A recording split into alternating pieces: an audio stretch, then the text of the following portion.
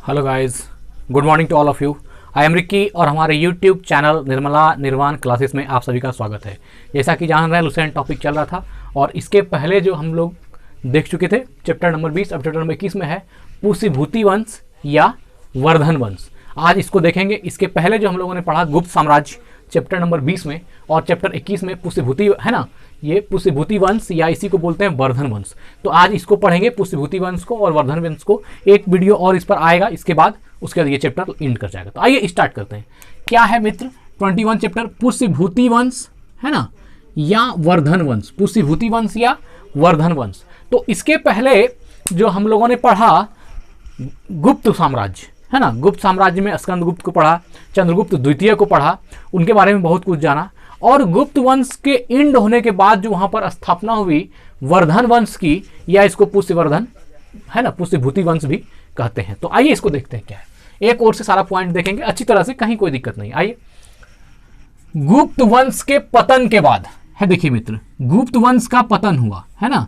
गुप्त वंश के पतन के बाद जिन नए राजवंशों का उद्भव हुआ है ना, गुप्त वंश का एंड हुआ और उसके बाद जिन राजवंश का उद्भव हुआ उनमें मैत्रक एक राजवंश है, मौखरी दूसरा है, पुष्यभूति तीसरा है और परवर्ती गुप्त और गौड़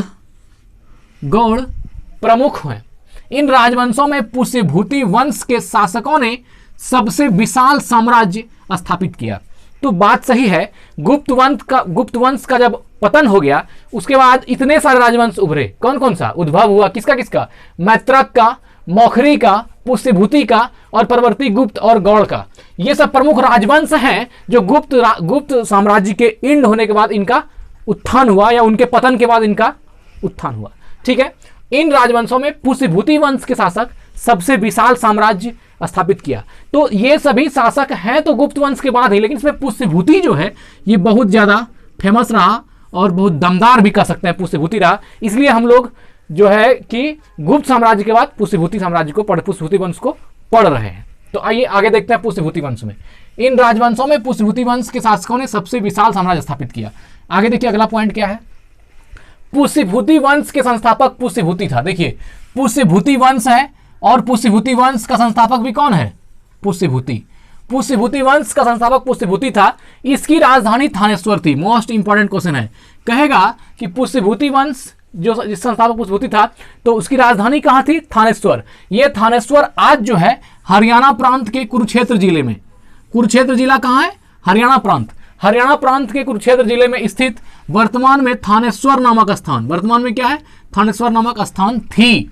तो यही थानेश्वर जो है, जो आप हरियाणा के प्रांत क्षेत्र कुरुक्षेत्र में जो वर्तमान में था, कुरुक्षेत्र था जो वर्तमान में हरियाणा प्रांत में है, वो उस जगह का नाम क्या था, थानेश्वर, जो कि पुष्यभूति वंश की राजधानी थी। आगे देखते हैं, अच्छा क्वेश्चन था। प्रभाकर वर्धन है ना, प्रभाकर वर्धन इस वंश की स्वतंत्रता का जन्मदाता था। कहेगा पुष्यभूति वंश के है ना, पुष्यभूति वंश के स्वतंत्रता का जन्मदाता किसको माना जाता है, तो प्रभाकर वर्धन को है ना। पुष्यभूति वंश के स्वतंत्रता का है ना, स्वतंत्रता का जन्मदाता किसको माना जाता है, तो ये माना जाता है प्रभाकर वर्धन को। तथा प्रथम प्रभावशाली शासक था जिसने परम भट्टारक, क्या क्या ये उपाधि है मित्र, परम भट्टारक और महाराजाधिराज जैसी सम्मानजनक उपाधियां धारण की। तो ये बता रहा है प्रभाकर वर्धन के बारे में, जो पुष्यभूति वंश हुआ उस साम्राज्य का सबसे स्वतंत्रता का जन्मदाता शासक था। स्वतंत्रता का जन्मदाता भी उस शासक को कहा जाता था और साथ ही वह प्रथम प्रभावशाली शासक भी था जिसने परम भट्टारक और महाराजाधिराज की जैसी सम्मानजनक उपाधियां धारण की। तो ऑब्जेक्टिव में क्वेश्चन रहेगा, निम्नलिखित में से किस वंश के शासकों को परम भट्टारक और महाराजाधिराज की उपाधि धारण की, किस वंश के शासकों ने, तो ये किया है किसने, तो ये पुष्यभूति वंश का शासक कौन है, प्रभाकर वर्धन ने। तो ऑप्शन में प्रभाकर वर्धन को टिक करेंगे। क्या क्या है, परम भट्टारक और महाराजाधिराज। परम भट्टारक और महाराजाधिराज की उपाधि किसने धारण किया था, तो प्रभाकर वर्धन ने, जो पुष्यभूति वंश के शासक थे। आगे देखते हैं, प्रभाकर वर्धन की पत्नी यशोमती है ना।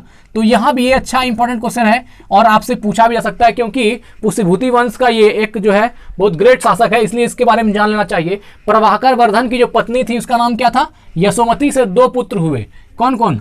राज्यवर्धन और हर्षवर्धन, है ना, राज्यवर्धन और हर्षवर्धन। तो राज्यवर्धन और हर्षवर्धन किसका पुत्र है? प्रभाकर वर्धन का, है ना। प्रभाकर वर्धन की पत्नी यशोमती से 2 पुत्र हुआ, उसमें से कौन? तो प्रभाकर वर्धन की पत्नी यशोमती और इसका पुत्र कौन हुआ? राज्यवर्धन, हर्षवर्धन, तथा एक कन्या मतलब एक पुत्री भी थी, इसका नाम क्या था? राजश्री, है ना, राजश्री उत्पन्न हुई। तो प्रभाकर वर्धन का पत्नी यशोमती, इसका पुत्र राज्यवर्धन और हर्षवर्धन, और इसकी बेटी का नाम क्या हुआ? राज्यश्री उत्पन्न हुई। ठीक है, तो ये क्वेश्चन याद रखना ऑब्जेक्टिव में। अब देखिए, राज्यश्री जो थी, जो उसकी पुत्री थी, राजश्री का विवाह कन्नौज के मौखरी राजा ग्रहवर्मा के साथ हुई। किसके साथ हुई?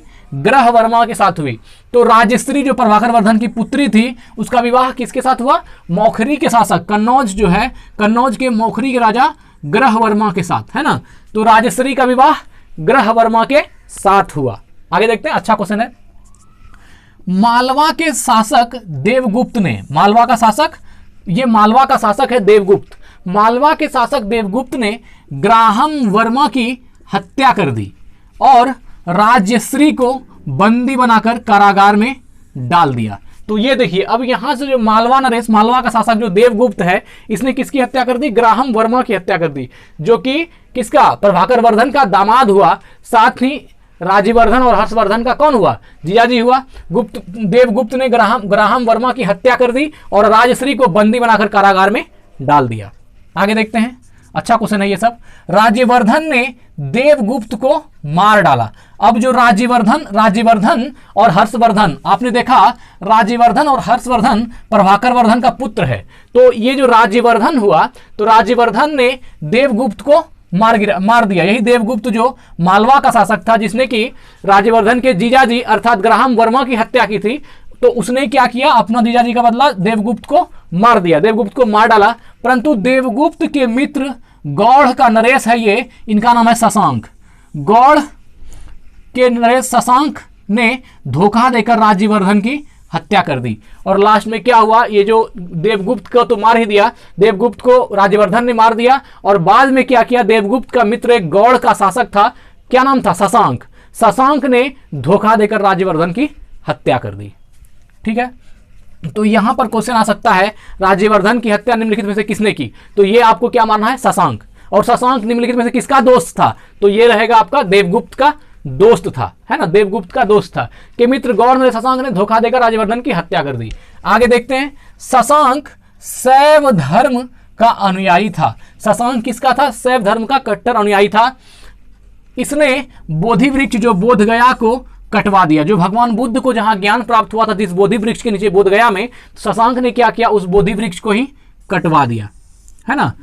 वही शशांक जिसने की राज्यवर्धन की हत्या की, जिसका मित्र कौन था? देवगुप्त था। और देवगुप्त ने क्या किया था? ग्राहम वर्मा की हत्या की थी और इसके पत्नी राजश्री, जो कि प्रभाकर वर्धन की बेटी थी, को कारागार में डाल दिया था। ठीक है, अब देखिए आगे बढ़ते हैं। तो शशांक शैव धर्म का अनुयायी था, इसने बौद्ध वृक्ष जो बोधगया में है को कटवा दिया। आगे देखते हैं, राज्यवर्धन की मृत्यु के बाद, राज्यवर्धन की मृत्यु के बाद 606 ईस्वी में, राज्यवर्धन का मृत्यु हो गया। उसके बाद 606 ईस्वी में 16 वर्ष की अवस्था में हर्षवर्धन थानेश्वर की गद्दी पर बैठा। देखिए, अब देखिए, राज्यवर्धन और हर्षवर्धन दोनों तो पुत्र है किसका? प्रभाकर वर्धन का। राज्यवर्धन और हर्षवर्धन, तो हो सकता है राज्यवर्धन बड़ा भाई हो, इसलिए उत्तराधिकार इसको मिला, हर्षवर्धन उसमें छोटा होगा। फिर राज्यवर्धन का हत्या जब शशांक ने कर दिया, तो राज्यवर्धन के बाद उसके गद्दी पर कौन हुआ? हर्षवर्धन बैठा 16 वर्ष की अवस्था में। तो राज्यवर्धन की मृत्यु के बाद 606 ईस्वी में 16 वर्ष की अवस्था में हर्षवर्धन थानेश्वर की गद्दी पर बैठा। हर्ष को शिलादित्य के नाम से भी जाना जाता है। इसने परम भट्टारक नरेश की उपाधि धारण की। तो यहां पर देखिए, दो चीज है, एक तो हर्षवर्धन किस उम्र में गद्दी पर बैठा? 16 वर्ष की अवस्था में। और दूसरा है कि हर्ष को शिलादित्य के नाम से भी जाना जाता है। तो राजा हर्षवर्धन जो है उसको किस नाम से भी जाना जाता है? शिलादित्य के नाम से। किस नाम से? शिलादित्य के नाम से भी जाना जाता है। और इसने परम भट्टारक, किसकी? परम भट्टारक नरेश की उपाधि भी धारण की। क्या उपाधि धारण किया? परम भट्टारक नरेश। आप देखे होंगे प्रभाकर वर्धन ने भी परम भट्टारक की उपाधि धारण की थी और हर्षवर्धन ने भी परम भट्टारक ने इसकी उपाधि धारण की। आगे देखते हैं, हर्ष ने शशांक को पराजित करके, वही शशांक जिसने कि हर्ष के बड़े भाई राज्यवर्धन की हत्या की थी, तो वही उसी को फिर अपने बड़े भाई का बदला किसने लिया? हर्षवर्धन ने उसको हरा दिया। किसको? शशांक को। हर्ष ने शशांक को पराजित करके कन्नौज पर अधिकार कर लिया। कहां पर अधिकार कर लिया? कन्नौज पर अधिकार कर लिया तथा उसे अपनी राजधानी बनाया। मतलब पराजित किया किसको? शशांक को, और जो शशांक को पराजित करके कन्नौज पर अधिकार कर लिया और उस कन्नौज को अपनी राजधानी बनाई। किसने? हर्षवर्धन ने। अपना भाई का बदला भी लिया और ऊपर से कन्नौज को अपना राजधानी भी बनाया। आगे देखते हैं, हर्ष और पुलकेशिन द्वितीय, है ना, यहां देखिए, हर्ष और पुलकेशिन द्वितीय के बीच नर्मदा नदी के तट पर, कहां पर? नर्मदा नदी के तट पर। हर्ष और पुलकेशिन द्वितीय के बीच नर्मदा के नदी के तट पर युद्ध हुआ जिसमें हर्षवर्धन की पराजय हुई। यहां पर हर्षवर्धन किससे पराजित हो गया? पुलकेशिन द्वितीय से। यह भी क्वेश्चन मोस्ट इंपॉर्टेंट है कि हर्षवर्धन और पुलकेशिन द्वितीय के बीच युद्ध कहां हुआ? नर्मदा नदी पर। और उसमें जीत किसकी हुई? पुलकेशिन द्वितीय की। हार गया कौन? हर्षवर्धन की पराजय हुई। आगे देखते हैं, चीनी यात्री ह्वेनसांग हर्षवर्धन के शासनकाल में भारत आया। ये क्वेश्चन तो मोस्ट इंपॉर्टेंट है, मत पूछिए कि कितना बार एग्जाम में आया है ना। ह्वेनसांग हर्षवर्धन के शासनकाल में भारत आया था और फाहियान चंद्रगुप्त द्वितीय काल में आया था। तो ये चीज जानना चाहिए। चीनी यात्री ह्वेनसांग हर्षवर्धन के शासनकाल में भारत आया था। ठीक है, कौन? ह्वेनसांग। ये कौन था? चीनी यात्री था। ह से ह्वेनसांग, ह से हर्षवर्धन। दिमाग रख लीजिए, ह्वेनसांग आया हर्षवर्धन के शासनकाल में। आगे देखते हैं, ह्वेनसांग को यात्रियों का राजकुमार। क्वेश्चन बहुत बेहतरीन है मित्र, ये भी कई बार पूछा गया है। यात्रियों का राजकुमार किसको कहा गया है? ह्वेनसांग को। ह्वेनसांग को यात्रियों का राजकुमार, नीति का पंडित, क्या बोलता है? नीति का पंडित एवं वर्तमान शाक्य मुनि, और शाक्य मुनि कहा जाता है। वह नालंदा विश्वविद्यालय में पढ़ने एवं बौद्ध ग्रंथ संग्रह करने के उद्देश्य से भारत आया था। बौद्ध ग्रंथ संग्रह करने के उद्देश्य से भारत आया था।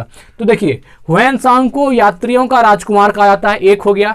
नीति का पंडित, क्या कहा जाता है? नीति का पंडित, दो हो गया। यात्रियों का राजकुमार एक, नीति का पंडित दो, और वर्तमान शाक्य मुनि तीन उपाधि है। किसका?